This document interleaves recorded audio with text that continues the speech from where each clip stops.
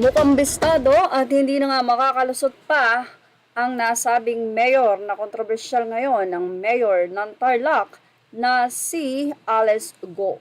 Ito'y matapos ngang makita na kamukhang-kamukha niya ang identity ng isang netizen na nagngangalang Go Alice Leal. Ito nga ang ibinahagi ni Senator Riza Hontiveros sa Senate kung saan nilinaw niya ang nasabi nga pong pagkakamukha ng identity, pangalan nitong si Alice Lialgo sa isang netizen na nakita mismo sa NBI.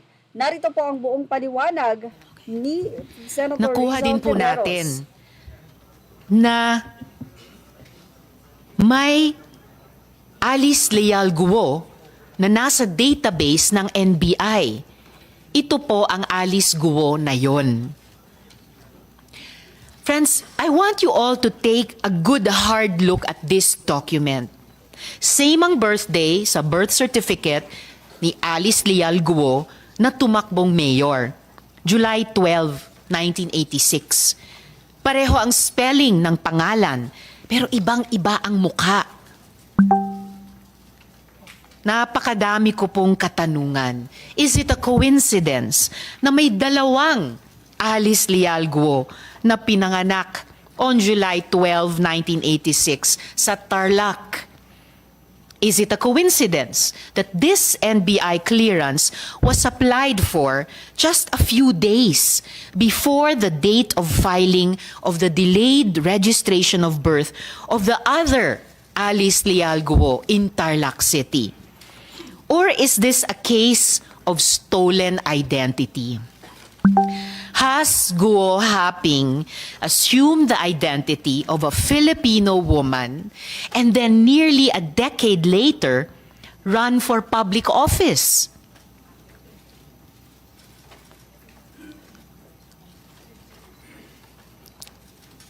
Sino po ang babaeng ito na may pangalang Alice Leal Guo pero hindi kamukha ni Mayor? Nasaan na po siya ngayon? Bakit kailangan ni Guo Haping nakawin ang pagkatao ni Ms. Alice Leal Guo kung mayroon na siyang validly issued investor's visa na papahintulutan siyang mamalagi dito? Yan nga ang naging buong detalye ni Senator Riza Hontiveros. Kaya naman narito naman ang naging reaksyon at komento ng mga netizen. Anila, kuro-kuro na katanungan. Paano nakalusot sa PSA at NBI na may kapangalan at lalong-lalong nakakuha pa ng Philippine passport? Sa mga ordinaryong mamamayan natin, pahirapan ang pagkuha ng passport sa lapi ang may laban. Narito pa ang naging reaksyon ng ilang netizen. Anila, nasaan ang totoong Alice Leal Guo? Ang isang netizen naman ay may naging confession. Aniya, madaming gumagawa ng ganyang mga Chinese. They spent 1 million para maging Filipino from PSA to NBI para din magtayo ng business dito. A Chinese told me.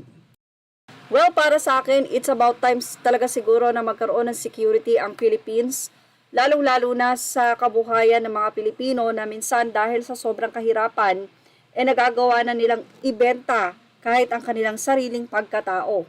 Ito'y dahil sa napakalawlaw ng seguridad siguro ng ating bansa.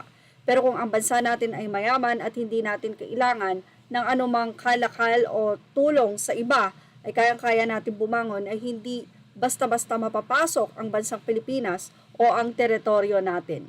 Yan ang ating Showbiz Now update. Images are all credit to the rightful owners. Thank you for watching Showbiz Now.